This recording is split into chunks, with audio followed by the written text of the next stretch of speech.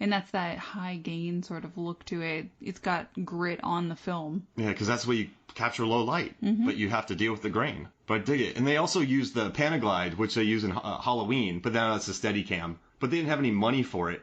And it kind of reminded, we did a Night of the Comet podcast where the director's like, you just need 2 or 3 wides and people believe your world. And in this one, they probably have 2 or 3 big wides. Yeah, that's true. And then you believe the world. So they made sure to get that train scene immediately on one take with Kurt Russell walking around to get the whole world. And then it gets a little bit more singular at a time, streets and stuff like that. So, but that scene, they just lit it with practical fires. Isn't that crazy? Like, Cundy just lit a bunch of fires, and then he shot it on a Panaglide, which is like a Steadicam. And then the dude went on to shoot all the Back to the Futures, Jurassic Park.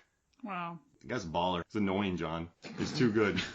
He's too good. So when we were talking about that scene, though, where he sits down with, I love the sit-down character's scene. name. Right, but with Lee. Oh, Lee Van Cleef, yeah. Right, when he sits down with him.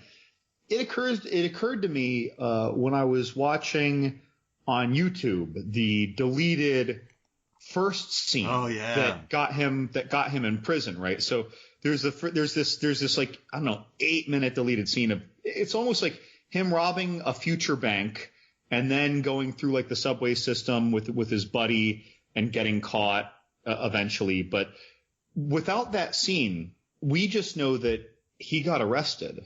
Yeah. I don't think they ever said anything about what landed him in that office to eventually go to New York. No, they don't. And that was, someone wrote a novelization later on. There's tons of articles about it, or I guess you could go read the novelization. Now, but we look at, oh, go ahead. Sorry. Oh, they just say that it gives a ton of that backstory. It answers what happened to Fresno Bob and why was Snake arrested? How did he lose his eye? So it kind of goes into that stuff. But I think in the context of this movie, it's just so, it jumps right in. It's interesting without it. Mm-hmm. When we see a dude with an eye patch right away, you just assume, oh, he did something actually way more intense than robbing a bank. Yeah. Yeah, you don't see too many people. And that was Kurt's idea. He was like, I want an eye patch. And John Carpenter's like, okay, that sounds good. I like their collaboration, don't you? They have a weird collaboration that I love. That sounds good. They love putting John Carpenter loves putting big hats on them, eye patches. He loves sleeveless shirts, lipstick. He likes making Kurt Russell look silly at times, and it makes me happy. I dig it. And all right, this is really random, but I just got to do this real quick before I forget. They've been talking about Lee Wannell writing the remake of this film. And since of this, yes, Escape from New York, Lee Wannell, who just hit it massively with Invisible Man. Is this? Yeah, he did that. And he did Upgrade. Wait, is this really going to happen? Or is this a rumor? He is writing the script. Is it a remake or is it a prequel? Remake. Okay. And he said in an interview that he wants Wyatt Russell so the fans don't riot. But right, that's right. I remember you mentioning this. Okay. I wrote down 25 names. Don't riot, get Wyatt. Don't riot. I'm going to read you guys a name of 25. I'm going to read you 25 different actresses' names, actors. And you're going to pick 2, and we're going to narrow it down to 1 that we think could star in The Escape from New York. Wait, we're each picking 2? You each pick 2. Okay. So here we go. Wait, it has to be from your list? Yes. Has to be. No Zac Efron, Ryan Reynolds, or Dwayne Johnson. Chris Hemsworth. No. Here's my list. Sung Kang, Ok Bin Kim from The Villainess, Chris Pine, Emily Blunt, Ryan Gosling, Henry Golding, Chris Pratt. Too fast. Oh, Chris Pratt, Logan Marshall Green from Upgrade, Wyatt Russell, Oscar Isaac, Gina Carano, Pedro Pascal, Melanie Laurent, Isa Gonzalez, Joe Taslim, Daniel Kaluuya, Cynthia Erivo, Michelle Rodriguez, Dev Patel, John Boyega, Scarlett Johansson. I don't even know who that one is. I don't know that name. So we'll not do that one because I don't know who that is. But yeah, so I read all those names to you. Do you want me to read them again? No. I got it. All right, so. I was scribbling furiously as you were reading. All right, so Meg, what's your first? Chris Pine. Chris Pine. John, what's yours? I just want to go on the record. I scribbled down 5 names, and none of them were women, but it's specifically because I think all the women listed, I can picture women in this role. Just none of the ones that you mentioned. So if anyone ever judges me for not picking any women. Where's Emily Blunt? Come on. I said Emily Blunt. Did you? Yeah. But I still don't picture her. in this kind of role. Carano, Melanie Laurent from 6 Underground Mag. All right, who's let's see, John, who's your first? So you did Pine? Yeah. Surprise. Logan Marshall Green. Ooh, okay. Upgrade reunion. He had that little scruffy look in Upgrade. I'd like to see that scruff magnified. I see a little beefier. He doesn't need to be big, right? But just like Kurt Russell build, at least. He had long hair in Invitation too. He can pull off the locks. All right, Meg. Who are you picking? Pedro Pascal. Pedro. All right. Okay. Now I only get 2. Yeah. Part of me really wants to go Ryan Gosling, but he's gotten too many cool roles already, especially with the new Blade Runner. So I'm going to go Joe Taslim. Yeah. Oh. All right. So here's what we're going to do.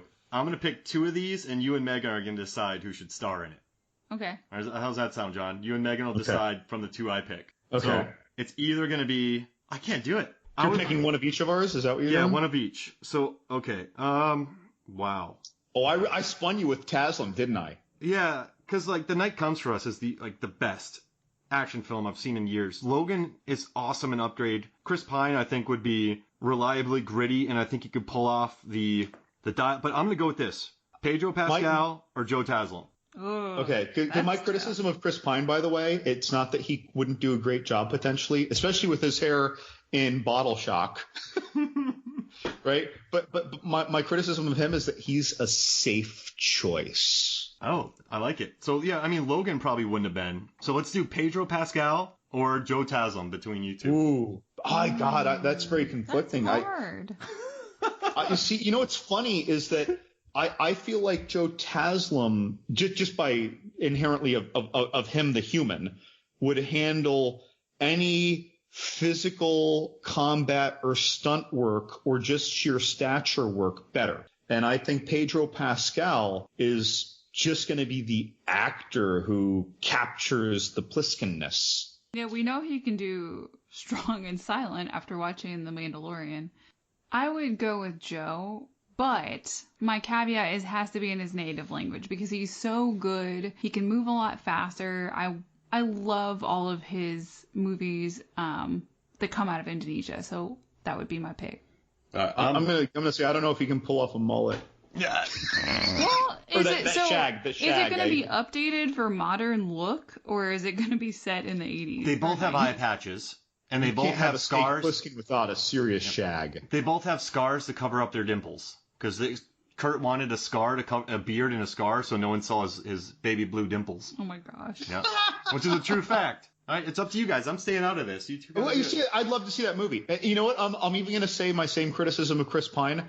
Pedro Pascal is a safer choice of the two, and I'm not saying I'll never like a safe choice, but before I see the movie, I want the unsafe choice. I want the integral choice, and I think Joe Taslim's that. You going with Joe Taslim? Yeah, he was going to be my other choice. Do you know who my picks are? Who? I want to see what y'all think about this. You would have picked Emily Blunt. Yes. And Scarlett Johansson. Dev Patel. Okay. Meh. I think it's Dev's time. He's in The Green Knight, that new A24 action film. That's him? Oh, that's right. That's him. Yeah, his wow. silence. That was a lot of silence. I hope you keep that. No, the trailer for that looks wicked. Dude, he looks like a badass, and he's also a badass in Hotel Mumbai. Like, he's a badass in that. Like, I like the woman who, I don't know who she is, who was in Extraction. Oh, yeah. She's from Patterson. Mm-hmm. I love Patterson. She was tough. She was very believable. All right, so which one would you guys pick over mine? Emily Blunt or Dev Patel? Blunt. Blunt. Go full Edge of Tomorrow and just wipe people out? She could do it. I feel like she'd need to go full on like Jessica Biel Blade Trinity, though. I want her to go the opposite. I want her to go Edge of Tomorrow, Emily Blunt. I just think she's too dainty. There's no yoga. I want her to go Women from the Descent. Oh, Juno? What if they sent the ladies from the Descent in there? Well, yeah, but I'd find them more credible. They have less long builds. I think Blunt could do it. I got Blunt. Blunt or Patel. We picked a good cast here. I'd watch any of these movies. I'd watch Pine. I'd watch any of these movies. I'd watch Logan. No matter who they cast, I'm going to be excited to see it, but very nervous. Mm-hmm. I think Logan Marshall Green would pick a very eclectic snake. I could see him being this kind of like an oddball Snake. Some interesting idiosyncrasies would be added to the character. And with Logan Marshall Green, they feel organic. Chris Pine, I think, would be like a rakish Snake, which I would like from. And then, I mean, Pedro, I think, would just capture. I think he'd be the closest to capturing the Kurt Russell essence. Joe Taslim is just a badass, and he would destroy people. And I would love to see that. Dev Patel, I think, could probably come close to capturing the Kurt Russell. And then Emily Blunt, Edge of Tomorrow, I think she'd do a great job. I think she would just do a great job. You wouldn't feel like she's trying to act tough. Like, I would buy her. Like, Edge of Tomorrow, I think that's one of my favorite. Wait, what about Eva Green from 300? Rise of an Empire. She would wreck shop. Yeah. I don't know. But no, this was good. I mean, I had fun with this. Let's in the end, let's say Joe Taslim, Gareth Evans directed, Indonesian, Escape from New York. Mm-hmm. Holy mackerel. That sounds beautiful. All right. So how about this? Let's take a quick break. And then when we come back, we'll talk more Escape from New York. Welcome back to Movies, Films, and Flicks. And we got a last-minute thing here from David Thompson, who's going to be joining me on an upcoming episode about Sorcerer, the 1977 film directed by William Friedkin and starring Roy Scheider. It's an excellent episode, and you need to look out for it. But here's what Dave wrote on Movies, Films, and Flicks Facebook. He wrote, I want Escape from Planet Earth, where Snake has to fight his way to the last Mars colony shuttlecraft and blows up Earth while flipping it off. Then turns to find a space shuttle full of women and guns and becomes king of Mars. Make it happen. All right. There's a lot of process. What was that like? What was it? Guy Pearce movie, Lockout? Lockout. It sounds like the opposite of Lockout. Yeah, pretty much. I want reverse Lockout. That's a Joe Taslim movie right there. If we're mixing Lockout with Escape from, that's the Joe Taslim. That is the Joe Taslim movie right there. Oh my gosh. Mark, didn't you say there was a lawsuit with Lockout and John Carpenter? The Luc Besson and the people who produced lawsuit got the snocker suit out of them by. I mean, it's Escape from New York. They got the Living Daylight suit out of them. It's a conglomeration of them because the president's daughter. Yeah, they got the Living Daylight suit out of them for Here's that one. Here's a gun and an apple. Don't talk to strangers. I love Guy Pearce, action hero, but I want Joe Taslim in space flipping off Earth. I love that since then he's strayed towards Guy in sweater. Yeah, Guy Pearce's sweater game has become. Well, excellent. He's also like Guy who's 50 now. It's so delightful. I love his cardigans. His sweaters in Bloodshot, second to none. Yeah, they're pretty good. I mean, the way he wears a sweater, John. You know how I like cardigans. I can't wear a Guy Pearce cardigan. Is it like nearly Oliphant level? No one's Oliphant level. No one can. Oh yeah, I would say so. Like if there's a podium of one, like so you know when they do the podium where one's the tallest, Oliphant would be like 50 stories in the air, right? Okay. Number 2 would be Patrick Wilson, right? He has a very good sweater game. But he'd be like 10 feet in the air. I would put Guy Pearce in third, but he's like 2 feet. Aww. He's in third place though. That's good. He's literally shorter than his own height. I don't know. No. He's standing on a 2-foot podium. You're not giving him credit. Yeah. Wait, you think Guy Pearce rocks a better cardigan than Timothy Oliphant? I don't know. He's up there. Wow. He does a good cardigan. He does a good one. I'll give him a good cardigan. Why am I so worked up about Oliphant cardigan? I have no Honestly, I think that Fassbender is higher than Guy. Oh, wow. I think his turtleneck game. And Jude Law. I think Fassbender pound for pound is the best turtleneck. Pound for pound, best turtleneck. I love that. Who wears a better turtleneck than Fassbender? Oh man. Statham? Oh yeah. Dang. Come on. He really does own a turtleneck. Yeah, you just wrecked it for me, Meg. But in a world where Statham didn't exist, I don't know if you can come up with a good mulligan. Yeah. I do like bringing it back to this movie. Snake's sort of cut off like right at the neck. He's wearing Under Armour. Neckline. Yeah.